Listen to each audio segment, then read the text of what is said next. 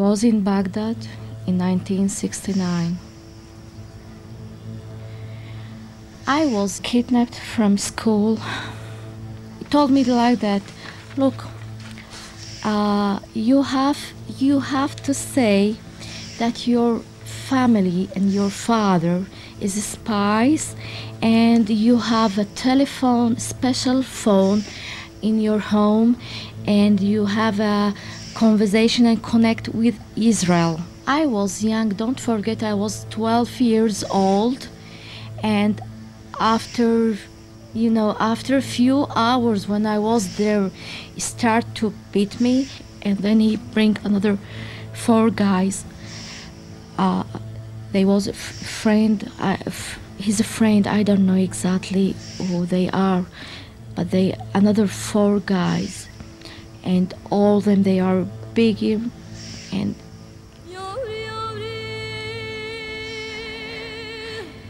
they was very happy to do it, because Khalil told him, just do it and enjoy yourself, because she is a young Jewish girl. And he going again, and he said 2-3 times, this is the last thing that I hear in my nose, that enjoy yourself. He told to each body to enjoy herself, because she is the young and the virgin girls, and she's a Jewish. She enjoyed it.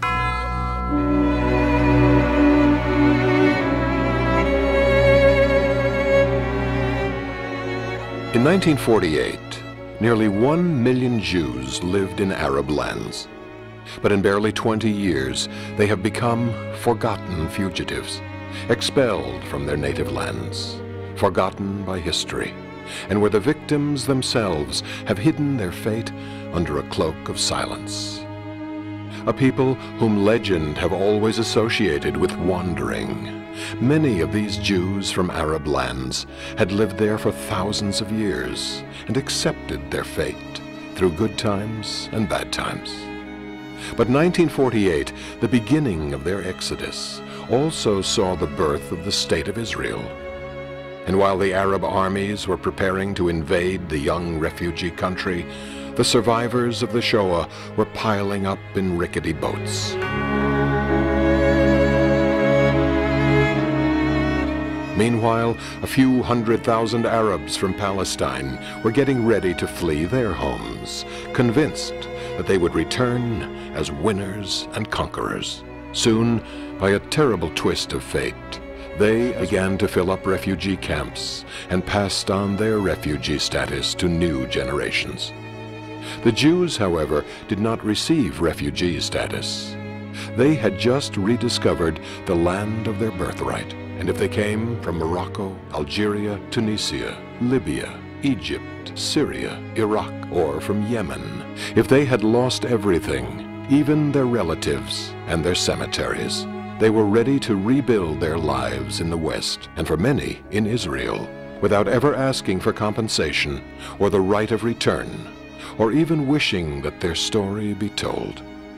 And we would have liked to be Arab Jews. If we abandoned the idea, it is because throughout these centuries, the Muslim Arabs systematically prevented its realization by their contempt and cruelty. It is now too late for us to become Arab Jews. By the time the Jews have left from the Middle East and North Africa in 1948, there were under 1 million Jews. And you question what happened to them.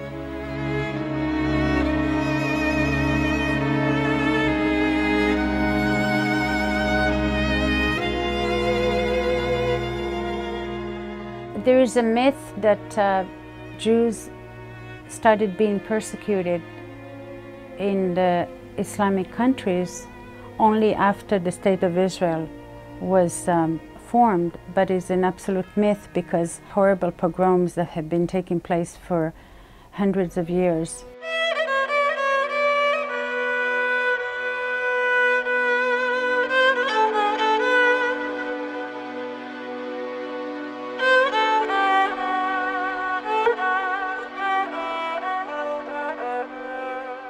People ask me if I would go back to Libya. My answer is usually the same.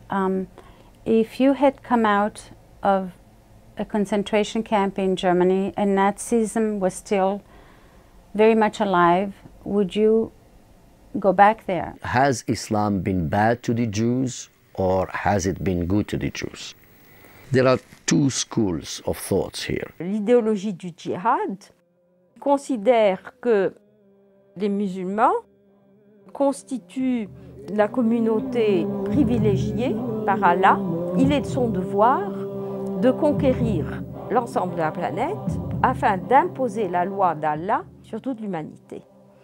Et c'est dans cette conception de guerre sainte, de djihad, que se situe la notion de dhimmi et de dhimmitude.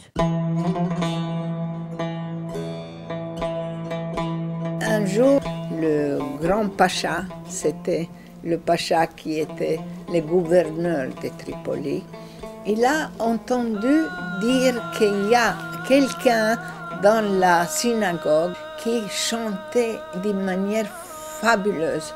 Et ce pacha-là, il a voulu savoir qui c'était.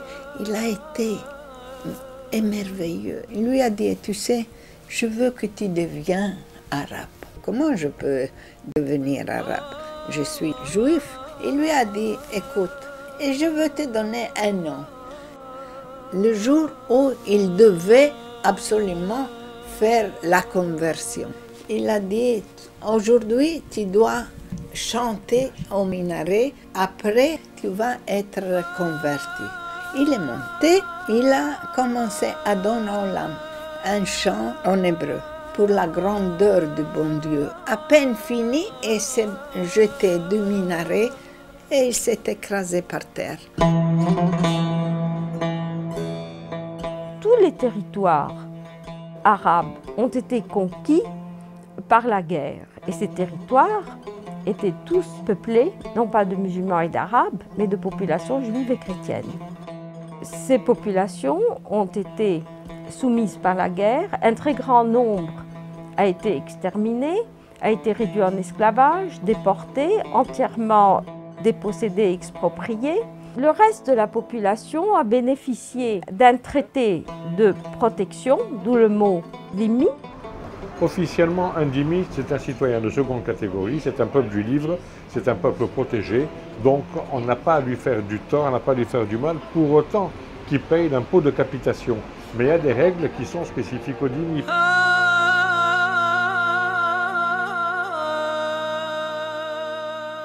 After the Arab conquest in the 7th century, if you were a Jew or Christian or Copt, had to live under very strong restrictions. For example, you were not, as a dhimmi, you were not considered a citizen of the country. You could not own property unless you had a partner who was a Muslim. You could not own a horse. You could not build a synagogue that would be higher than a mosque. And you had to pay a special tax called jizya. היהודי הולך ממול המוסלמי או ממול הערבי, הוא חייב ללכת בצד שמאלו. חייב, לפי הדין שלהם. מדוע? כי לבני האדם, בעיקר המוסלמים, מלווים אותם שני מלאכים. המלאך הטוב, המלאך הרע. המלאך הטוב הוא צד ימין, המלאך הרע הוא צד שמאל. אז אוי ואבוי ליהודי אם הוא יעבור בימינו של המוסלמי, כי אז הוא מקלקל את המלאך הזה, ואז יסר, כלומר לך בצד שמאל יהודי. אם לא היה עושה את זה, בטעות, מכים אותו, מרביצים לו. Un de mes ancêtres est sorti à Téhéran en 1830 et il s'est mis à pleuvoir pendant qu'il était dehors. Par son contact, il a souillé un mola, il pleuvait, et il a été brûlé vif parce qu'il avait souillé un mola. La dhimmitude, c'est aussi un état d'esprit. Ce n'est pas seulement un ensemble de lois, c'est un état d'esprit qui conduit le dhimmi à renoncer à son patrimoine historique, s'adapter pour pouvoir vivre à ce que son oppresseur demande de lui, à ne pas garder la mémoire de son histoire. À partir du moment où l'islam est arrivé, ce sont devenues des populations complètement discriminées. Donc, à mon avis, ces populations étaient potentiellement réfugiées. Seulement, elles n'avaient nulle part où aller. Qui pouvait les recevoir? Il était interdit pour le dhimmi de critiquer en quoi que ce soit la loi islamique et le gouvernement islamique. Et donc, c'est une interdiction que l'on retrouve jusqu'à aujourd'hui. Et c'est ce qui a interdit la prise de conscience de la dhimitude. À partir du moment où la base est discriminatoire, c'est-à-dire la base est humiliante, les principes donc, de l'acceptation de cette communauté, c'est en dehors d'eux. On n'habite pas au Maroc, on a habité pendant des milliers d'années dans le mêlat d'une ville. מלח זומבה שהייתה עיירה שלמה של יהודים, רק יהודים. ואפילו אני זוכר שהשמות של הרחובות הן כתובות בעברית. השם אולי בערבית, אבל הכתב הוא בעברית. כל המלח הוא סגור חומה מסביב. והיו לו 3-4 פתחים, אני זוכר. אחד הפתחים זה הרחוב שלנו. שהיינו יוצאים ממנו איזה מין פשפש כזה, שער כזה, שבלילה סוגרים אותו. מפחד שלא יכנסו גם ערבים שיש להם דעות קדומות, דעות יותר חריפות ושיעשו בנו שמות. التعايش العربي اليهودي يعني تاريخيا هو تعايش دام قرون عديدة في بلدان عربية مختلفة في العراق، في فلسطين، في المغرب، في الجزائر، في كل الأماكن. Le juif a été dénigré pendant des siècles en terre d'islam. Quand on disait juif en Égypte, c'était automatiquement suivi de fils de chien. Juif, fils de chien, c'est pas normal. Quand vous traitez quelqu'un de juif au Maroc, c'est la pire insulte que vous pouvez lui faire. Les Juifs se souviennent des pays arabes avec des sentiments de nostalgie parce que tout de même ils ont vécu à l'époque de la colonisation.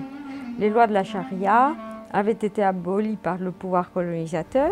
À part le Yémen, il y avait dans tous les pays arabes un adoucissement des conditions auxquelles les Juifs étaient habitués à l'époque musulmane grâce au régime colonial.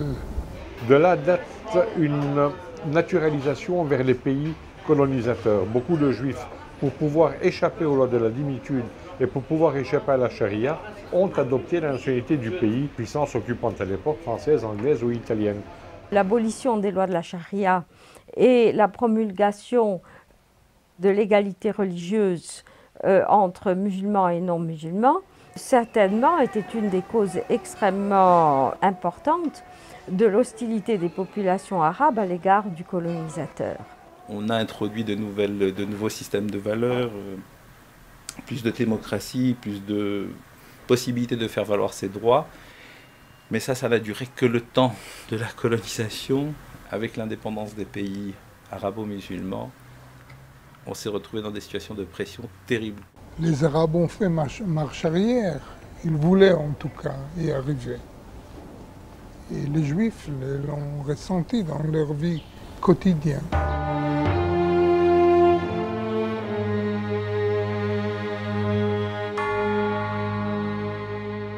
Dans les années 30, déjà, il y avait des accusations à l'égard des Juifs, des accusations de crimes rituels.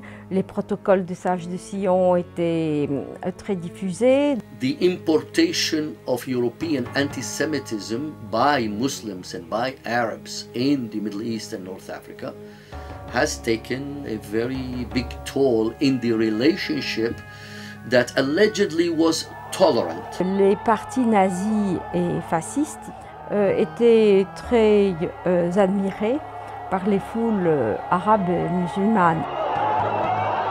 On ne parlait pas de Palestiniens à l'époque, puisque la palestinité est plutôt apparue dans les années 70. On parlait des Arabes de Palestine, qui étaient également très liés avec les mouvements nazis, particulièrement à travers la politique de Haj Amin al-Husseini. The Grand Mufti was in Berlin from 42 to 45 on the radio calling to kill the Jews and going to the extermination camps. There are photographs of him with Hitler, and contributed to the founding of an Arab brigade and a Bosnian Muslim brigade of forces to fight with the Germans on the Eastern Front. Il y a eu la révolution également en Irak, n'est-ce pas, de Rachid al-Kilani, une révolution pro-nazi. Iraq was the only Arab country who has a pro-Nazi regime for almost a year. And the memory of the Jewish community in Iraq has something which is called Farhud in 1941, when hundreds of women, children has been killed without any reason by their neighbors.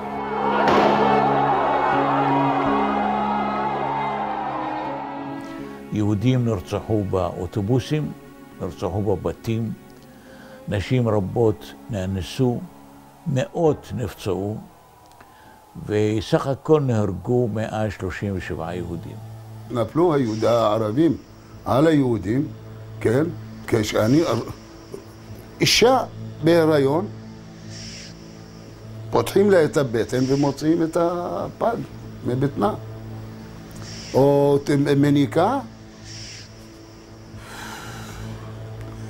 מניקה, חותכים לה את השד ומכניסים לפה של הילד. I remember I sat on the roof in order to see the people running. And I saw an Arab man sleeping on a Jewish woman. I didn't know, of course, what he is doing to her. He raped her, and after that he stabbed his knife.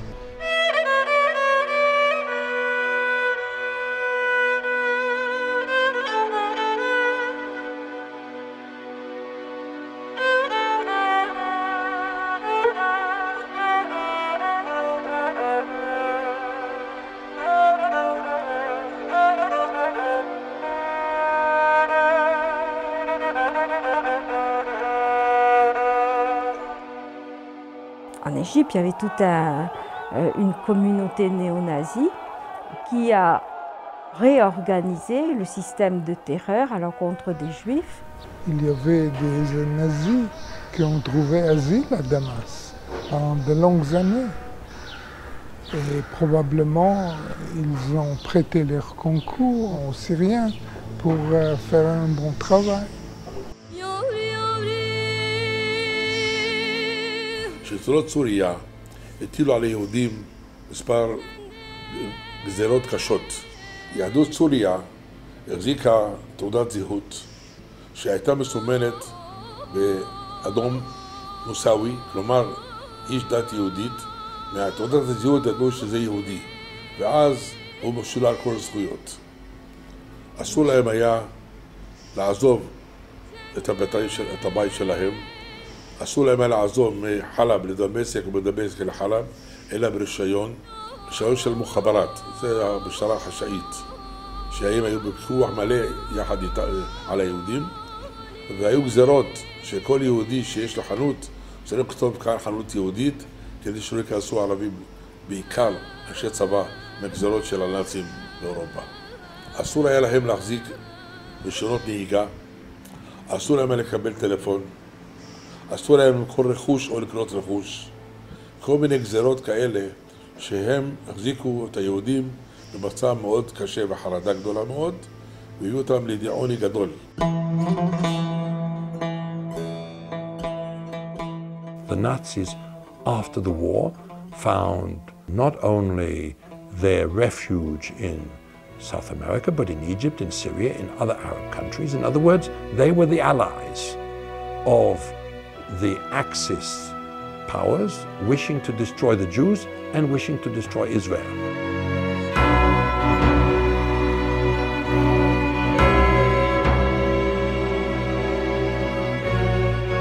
Элементарных прав еврейского народа объясняет стремление евреев к созданию своего государства. We believe that a temporary trusteeship for Palestine should be established under the Trusteeship Council of the United Nations. I think it's important to remember what happened in 1947, the partition, the UN General Assembly Partition Plan 181, which decided that there would be an Arab state and a Jewish state within the remaining mandated Palestine. The Arab League states immediately refused international legality. The key to what actually happened to the Jewish refugees in the Arab countries was explained by Haikal Pasha. The United Nations should not lose sight of the fact that the proposed solution might endanger 1 million Jews living in the Muslim countries. If a Jewish state were established, nobody could prevent disorders. Riots would spread throughout all the Arab states and might lead to a war between the two races. Les paroles de Haikal Pasha avaient un effet immédiat dans les rues et dans les masses.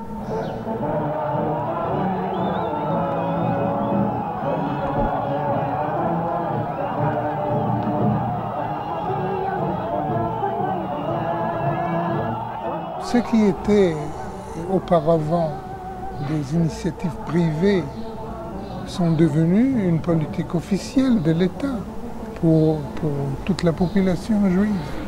Au Caire, les Juifs ont été attaqués par des foules, alors qu'auparavant, il y avait une discipline, il y avait une autre. Donc, les bas-fonds étaient stimulés et par les paroles de Haikal Pasha et par la conduite des autorités locales. France? Yes. South Africa? Yes. Soviet Union? Yes. Quand il y a les déclarations de partage de la Palestine, il y a eu une vague d'émeutes dans pratiquement tous les pays arabes qui sont portés contre la communauté juive. Le gouvernement égyptien a destitué de leur nationalité tous les juifs qui avaient été naturalisés égyptiens après 1922. Il fallait prouver avoir une présence ininterrompue depuis 100 ans en Égypte pour pouvoir avoir une nationalité juive qui n'existait pas à l'époque.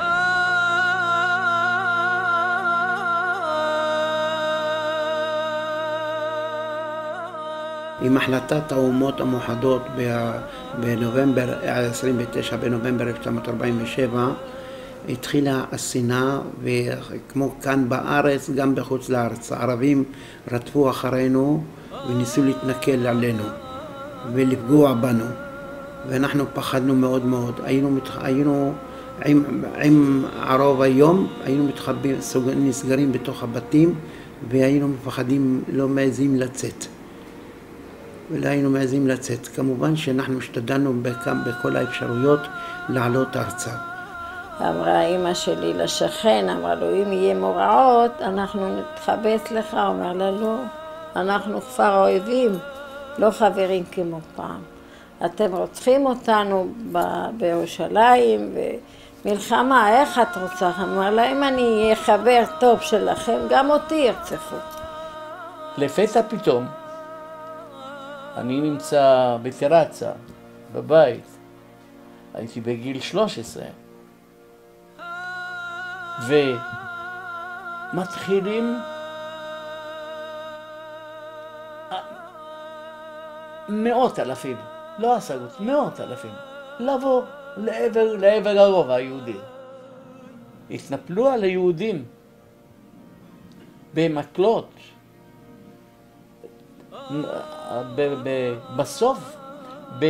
בסוף תמצאי איזה 4, 5, 6, 10 יהודים על המדרכה, נופלים, והם עולים עליהם ברגליים שלהם והורסים אותם. Le code pénal de Bagdad a été amendé pour ajouter le sionisme au communisme, à l'anarchisme et à l'immoralité comme des idéologies interdites. Not all of them were Zionists. Take some Jews in Iraq, they were communists. Take Sassoon, the head of the Jewish community in Iraq, was anti-Zionist. He, in fact, supported the nationalist government of Iraq at the time. Le sionisme servait de prétexte pour relancer les mesures contre les Juifs.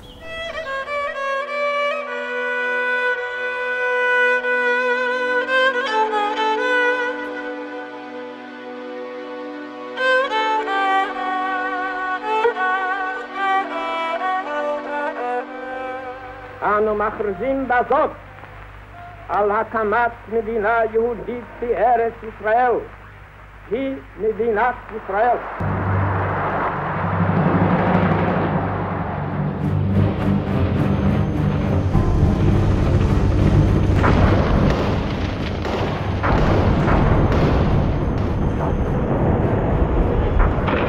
À la déclaration d'indépendance de l'État d'Israël, les 5 États arabes ont envahi le jeune État. Even if they are not dhimmi communities in the Arab states, they are now a dhimmi state in the Middle East. La situation ne s'est pas développée selon les prévisions des États arabes. Arabs were there because of right. They are descendants of the very people who lived in Palestine for thousands of years, even before the Jews were there. Had they accepted the Arab and the Jewish state, there would have been no refugees either from what was to be the Jewish state, nor would there have been probably Jews forced to leave the Arab countries.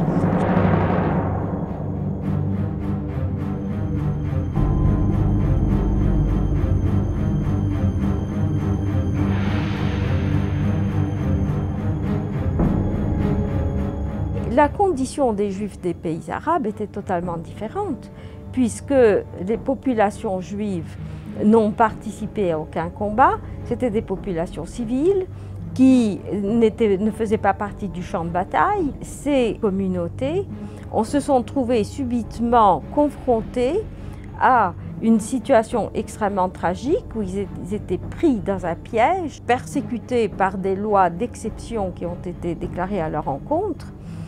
Du jour au lendemain, expulsés, leurs biens séquestrés, des femmes violées dans les quartiers juifs, des hommes tués.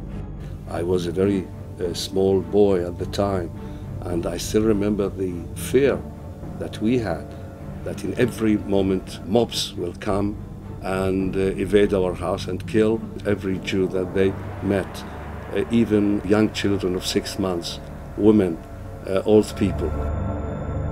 Most of the Arab neighbors with whom some of the Jewish families has very good relationship didn't come and help. Some of them even took part in this kind of massacres that they happened, and a lot of questions had started to develop between the Jewish community.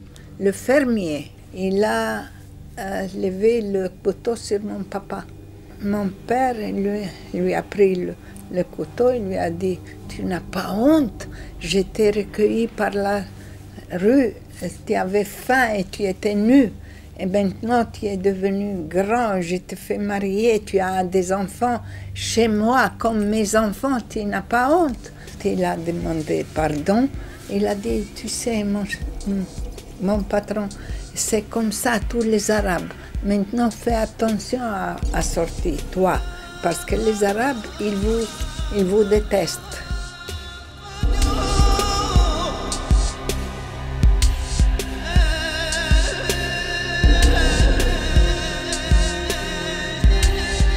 In order to leave your country of origin, it has to be two forces. One is a push and one is a pull.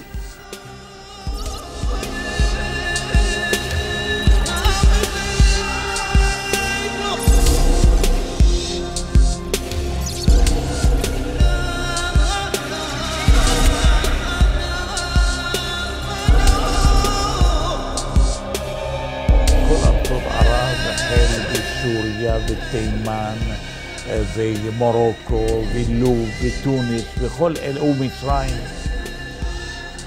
המצב הזה למעשה של התעמרות ביהודים מצד ארצות ערב הביא אותם למחשבה לצאת לאן, בחלקם אין להם לאן. עד ש-49, 48 קם מדינת ישראל, היו שתי פעולות. פעולה אחת של יהודים מארצות ערב שנדחפו החוצה על ידי השלטונות, התעמרות של השלטונות, הרצח והשבי וכל אלה, ומאידך מדינת ישראל עם הקמתה משכה אותם פנימה. The push was very, very much in 1948 and 49 and 15, 52 and 53 and 54. And these people had to leave without having a choice to remain. It was a question of survival. You couldn't stay.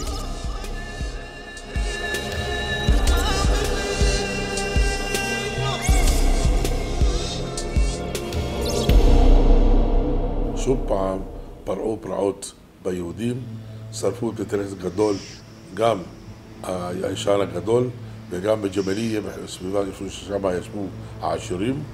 גם הייתה התנפלות על יהודים בדמשק, שרפו מספר בתים, והיו מספר הרוגים. הבריחות זה בריחה, זה מילות, בלי מסמכים, בלי דרכונים. אבל כל הזמן היו בריחות, כל הזמן היו מילוטים. מי שהיה לו מזל לגנוב את הגבול, זה בסדר, אבל אם לא, או שמו אותו בכלא. היה מקרה ש4 בנות ניסו לגנוב את הגבול ולא הצליחו, ו2 בחורים, והרגו אותם, גם כן שרפו את הגופות שלהם, וזה היה מקרה מאוד מאוד מצמרר. כל מי שחשבו שהוא אולי קשור עם ישראל, אז לקחו אותו ועינו אותו. מי שתפסו אותו בדרך שהוא בורח, תפסו אותו, הכניסו לבית סוהר. מה זה לקחת ולהוציא ציפורניים מהיד? מה זה לקחת סיגריה ולעשות על כל הגוף? מה זה לקחת בחורה ובשדיים שלה לעשות לה כל מיני כוויות בסיגריה? זה עינויים קשים מאוד, וזה ביזוי שמפשיטים אותה ערומה והיא צריכה להיות על ידם. العرب واليهود في العراق كان تعايش على مستوى جيد جدا، حتى أن حينما أنشئت إسرائيل وطالب يهود العراق أن يأتوا إلى إسرائيل، هم رفضوا قدما، واضطرت إسرائيل أن تقوم بأعمال إرهابية ضد اليهود في العراق لترغمهم على القدوم إلى إسرائيل.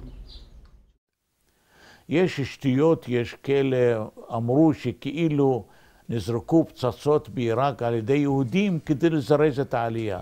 אין לזה כל שחר. פצצות היו, אבל לא קשור עם היהודים. התחלתי להתערות בתנועת החלוץ ולעזור לאלה אשר רצו לברוח לעבר פרס. התחלנו לעזור בעשרות ואחר כך מאות, וסיפור ארוך איך היציאה שלהם הייתה. בסופו של דבר למעלה מ12,000 נפשות, משפחות, נשים, זקנים, כל אלה עברו את הגבול לפרס.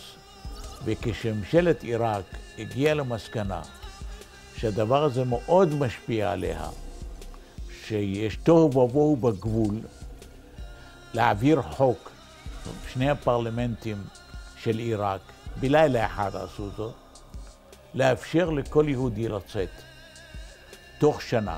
In 1950 they brought out the denationalization of the Jews law, where if a Jew wanted to be able to leave, they had to give up their nationality, give up their passports, and they could then leave the country. My father wanted to be the first Jew to leave. Immediately after they issued this law, he went at 2 o'clock at night. He took me with him to the synagogue, which was the center of registration. And when we came there at 2 o'clock in the night, there were more Jews there. So it means that there were many who wanted to be the first. And I remember the moment that he had to give his the card of citizenship.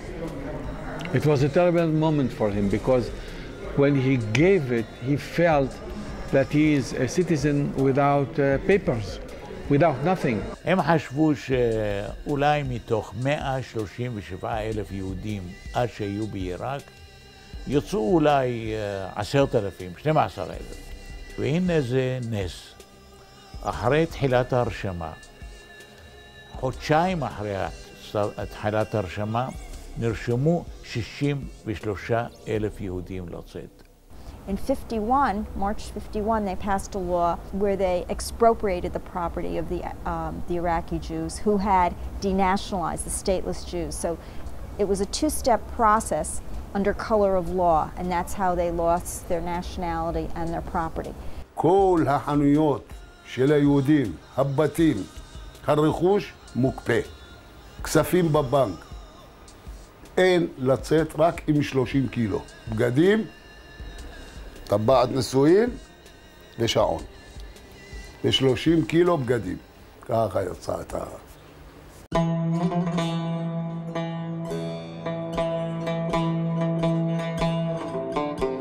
תימן הרי קרובה לסעודיה. יהודים בסעודיה לא קיבלו את מוחמד, ועד היום הם שונאים את היהודים מפני שהיהודים לא קיבלו את תורתו של מוחמד, אף על פי שמוחמד הוא למד עצות מהיהודים. יש שנאה, יש בני אדם שהם מראים שהם טובים, אבל השנאה היא בלב. בטח שאנחנו היו מרגישים, הולכים משפלים ככה, או סובלים. רק בתימן הם הגשימו את הצוואה הנוראה, או את הצו הנורא בקוראן של מה שאומרים גזירת היתומים. כלומר, שיתום, וילד יתום מאב או מאם, הוא חייב לחזור לדת האמיתית שלו והיא דת האסלאם.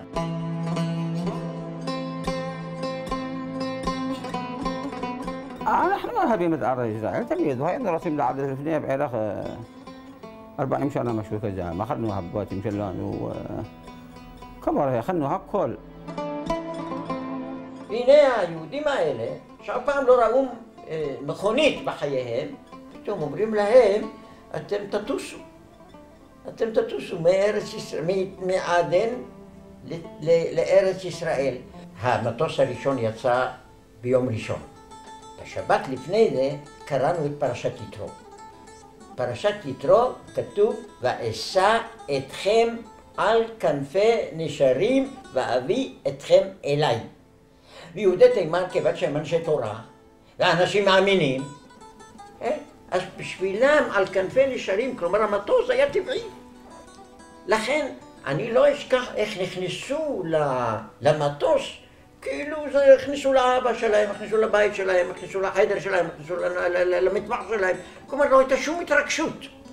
שום התרגשות לא הייתה להם. הם הכניסו את זה באופן טבעי. מדוע? כי כתוב, ואשא אתכם על כנפי נשרים. אני האמנתי בזה, הנה הוא, הנה זה מתקיים. אין הבדל בין אמונה לבין מציאות. האמונה והמציאות זה שני צדדים של אותה מטבע. אין הפרש. זה מה שהחזיק אותם. 50,000 יהודים במשך שנתיים באו לארץ ישראל, ואף אחד לא, הייתי אומר, לא השתגע, לא נפל.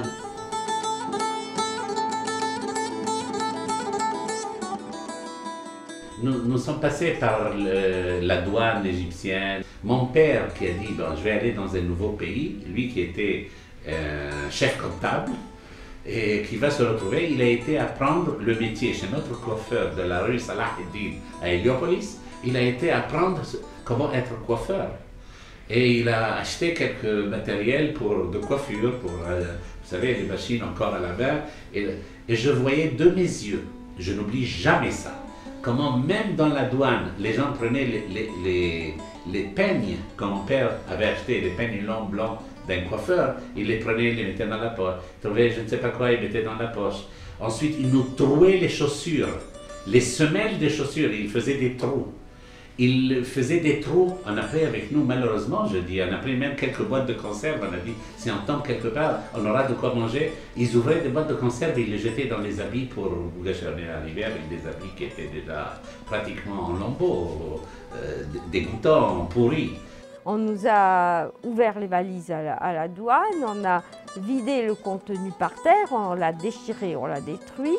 J'avais 1 ou 2 bracelets au bras, on me les a arrachés. Donc nous sommes partis pratiquement sans rien, on nous a permis de rien prendre avec nous. Et mon cas a été encore privilégié par rapport à celui de nombreux autres expulsés juifs. On sait au Maroc qu'il y a des témoignages.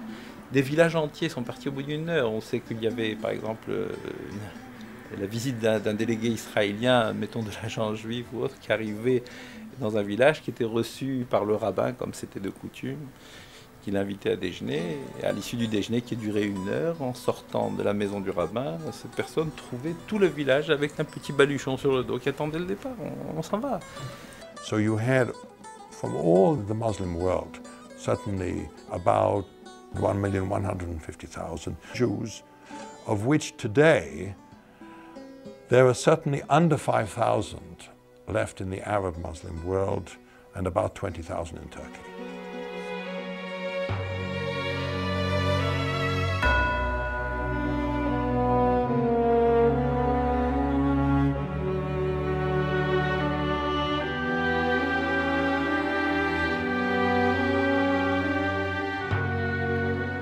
On a eu la chance d'avoir un pays qui a voulu nous accueillir dans des conditions aussi très difficiles. Au début dans des baraques, sans eau, sans électricité et sans toilettes, ça va de ça. Et on était, si vous voulez, pas dans un camp de réfugiés, mais ce qu'on appelle en hébreu la Ma'abara.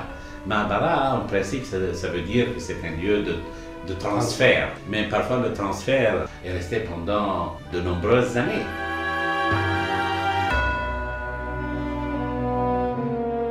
They were refugees in the sense that they left their homes, and most of them came penniless, without any resources, and they had to be taken care of by an effort of the entire Jewish people. You see what happened at the War of Independence in '48. We numbered here in Israel 650,000 people, that's all. But in 4 years, we accepted, and we received here an immigration of 750,000, which means a growth of 120% of the population in 4 years. It never happened anywhere in the world as we know. נתנו לי חצי אוהל, והיה חורף וגשם, ונכנס המים מפה, יוצא משם, והייתה לי, הבת שלי תינוקת, אחרי 3 ילדים שמתו לי לפניה. והייתה ככה קטנה, והייתי כל הזמן תופסת אותה ככה, ונתנו לנו לשים אותה בבית תינוקות, ולא רציתי. וגם היה קשה מאוד.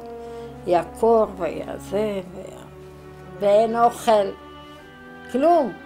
רק תפוחי אדמה, היו אוכלים, מביאים אוכל מהמטבח, נותנים לך בקבוק תה וקצת דייסה. They did not look for refugee status. Israel had to raise more than $12 to $15 billion to rehabilitate these people that were put in shanty towns and ma'barot. We had to start from scratch. We received them. They lived in tents, in barracks, in huts, and they suffered the heat of the summer and the cold of the winter. But we received them as brothers. נשארנו בחיים, והבינו עוד ילדים, והסתדרנו.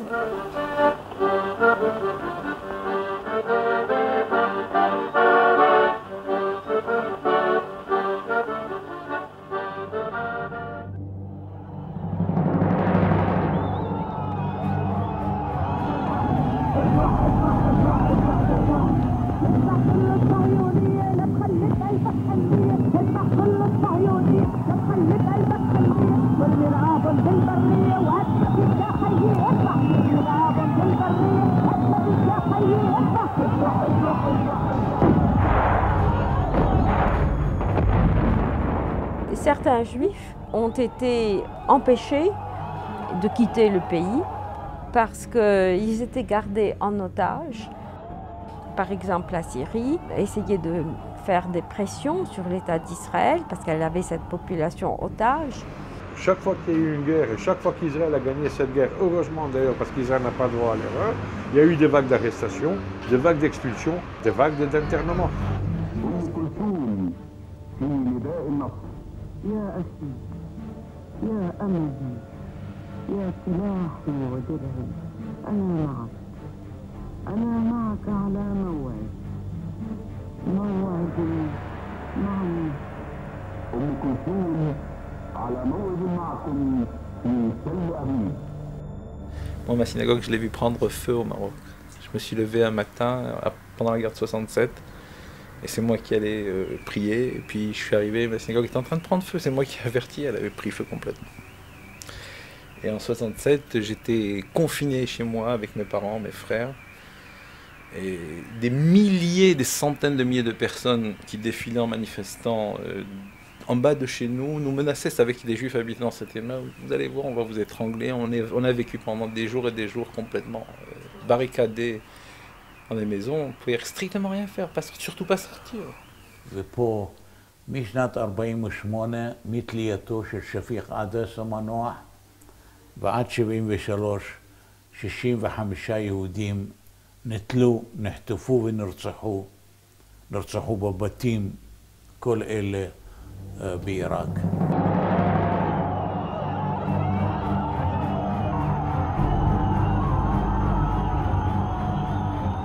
En Tunisie, il y a eu l'autonomie interne, puis l'indépendance, et on s'est vraiment réjoui.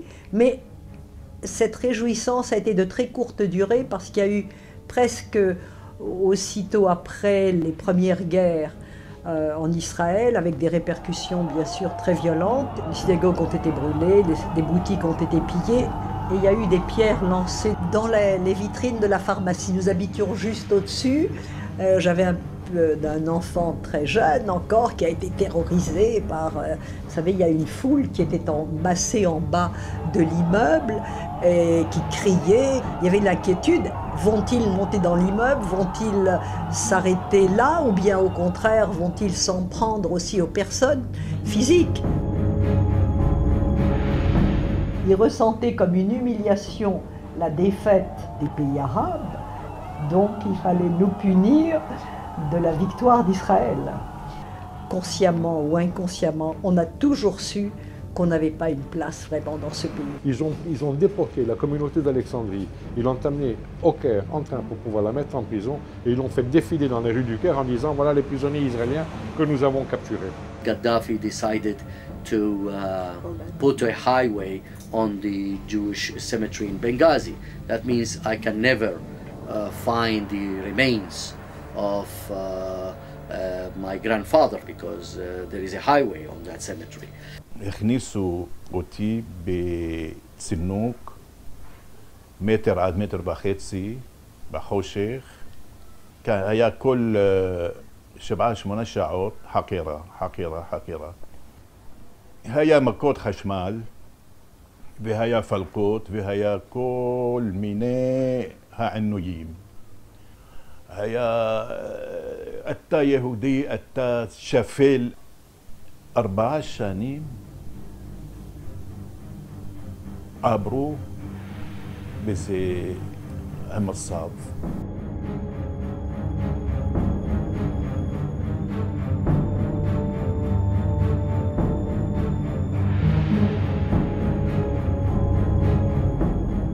You ask yourself, as a researcher or as a Jew who was born in one of these Arab countries, are you telling me that this persecution is not leaving me alone even if I removed myself physically from the place where I was born?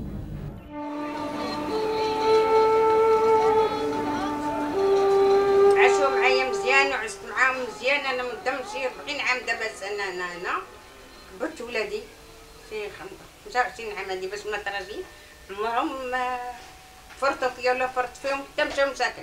Il reste actuellement dans les pays arabes 4200 juifs. Ce sont ce qu'on appelle les gardiens du cimetière.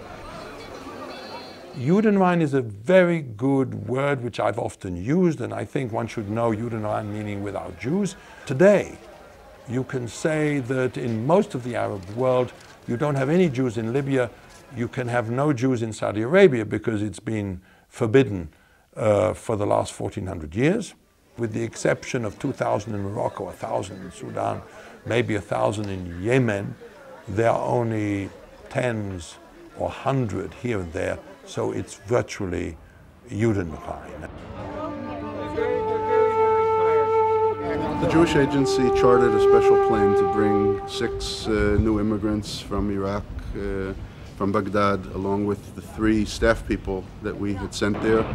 One of them a special emissary of the Jewish Agency, the other 2 people from Hayas, which was I would call our strategic ally in this operation. Well, we obviously would have brought any more that were willing at this time. You have to realize these people are very scared, certainly of the unknown. About you, and you care about the Jewish community here. And these were the 6 that had the courage to get on the plane.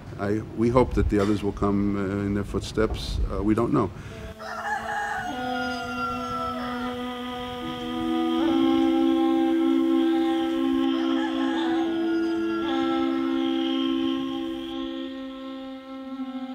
Les pays arabes ne reconnaissent pas l'existence de cet exode.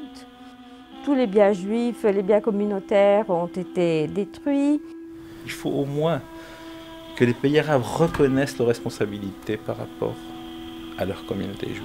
Dès le départ, dans les années 50, Israël a organisé déjà une première documentation, à savoir que les gens qui venaient, mais essentiellement les juifs venus d'Irak, d'Égypte, de Syrie.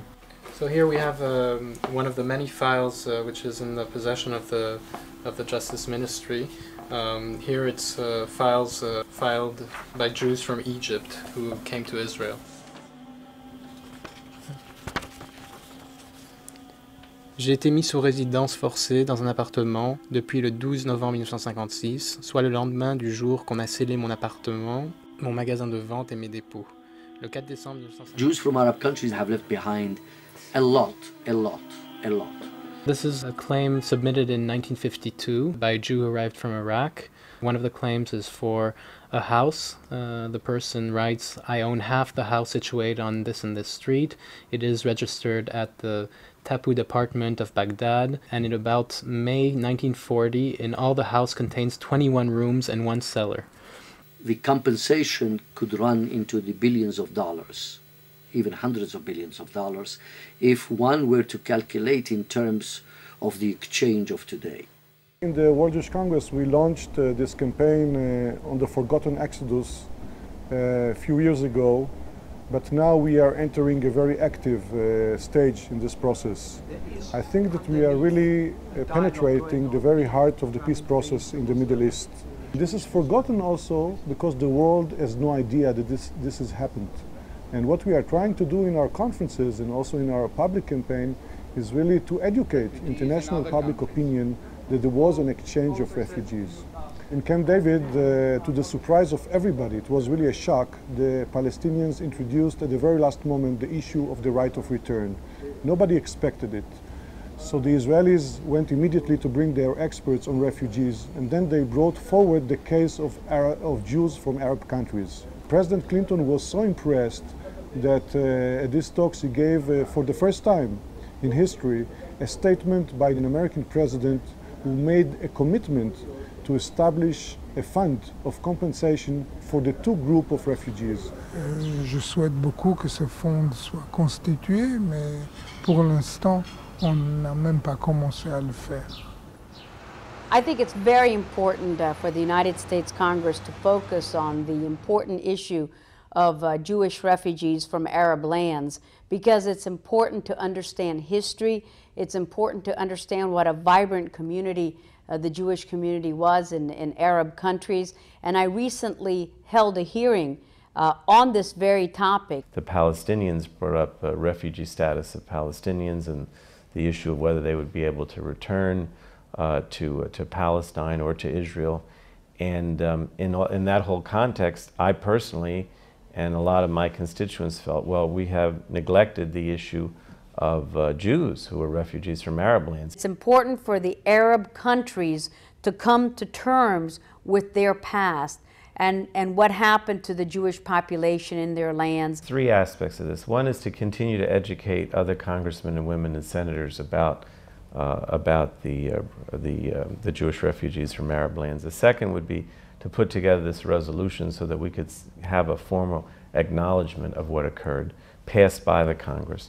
And the third would be to keep pressing the President and the State Department to include this issue in any discussions about a settlement between Israel and Palestine. When the Palestinians became refugees, there were over 100 resolutions, I believe, that we passed on the behalf of the Palestinian refugees. There has never been a single resolution passed on behalf of the 900,000 Jewish refugees that were made refugees from the Arab countries. Refugee is a person who, because of persecution, for political reasons, religion, ethnicity, is not able to get the protection or enjoy the protection of his own country, flees to another country.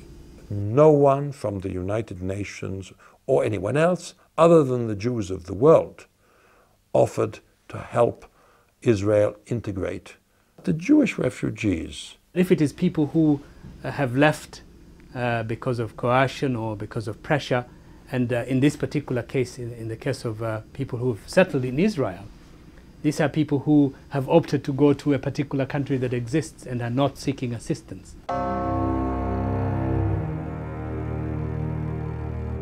The United Nations certainly knew what was going on, but if we were to put our faith in the hands of the United Nations, we would be in very sad hands. Si vous n'écrivez pas votre histoire, il y en a d'autres qui l'écrivent pour vous. Elle a été tout simplement réécrite. L'histoire des Juifs des pays arabes n'a pas été écrite par les Juifs. Nos parents se sont tués également par rapport à la Shoah, par rapport au drame de la Shoah, par pudeur. I have a life. I don't send my son to blow himself up. I don't perpetuate hate in the schools.